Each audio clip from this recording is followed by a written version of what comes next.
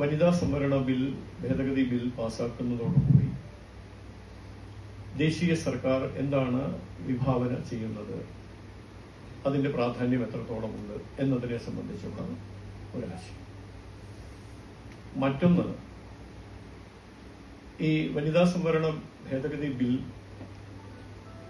പാർലമെന്റിൽ അവതരിപ്പിക്കുന്നതുമായി ബന്ധപ്പെട്ട് ചില വിവാദങ്ങൾ മനഃപൂർവ്വം സൃഷ്ടിക്കാനുള്ളൊരു പരിശ്രമം നടക്കുന്നുണ്ട്. അതിനെക്കുറിച്ച് ജാഗ്രത പാലിക്കേണ്ടതുണ്ട് സമൂഹം എന്ന ഒരു സന്ദേശം.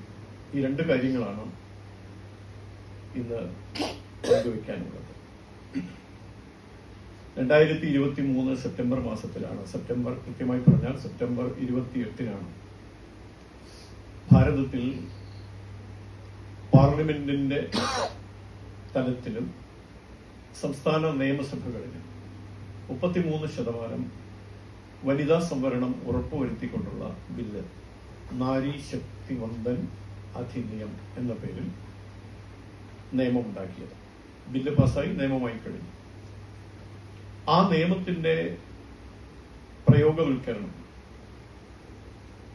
അത് സാധ്യമാകുന്ന തരത്തിലാണ് ഈ മാസം ഏപ്രിൽ മാസം 16, 17, 18 തീയതികളിൽ പാർലമെന്റിന്റെ പ്രത്യേക സമ്മേളനം വിളിച്ചുകൂട്ടി എല്ലാ രാഷ്ട്രീയ കക്ഷികളിലും പെട്ട, പാർലമെന്റിൽ അംഗത്വമുള്ള എല്ലാ രാഷ്ട്രീയ കക്ഷികളിലും പെട്ട ആളുകളുമായി 3 ദിവസത്തെ ചർച്ചകൾ, അതിനൊടുവിൽ ഭേദഗതിയോടുകൂടി നിയമം നടപ്പിലാക്കാനുള്ള തയ്യാറെടുപ്പ് എന്ന നിലയ്ക്കാണ് സർക്കാർ മുന്നോട്ട് പോകുന്നത്.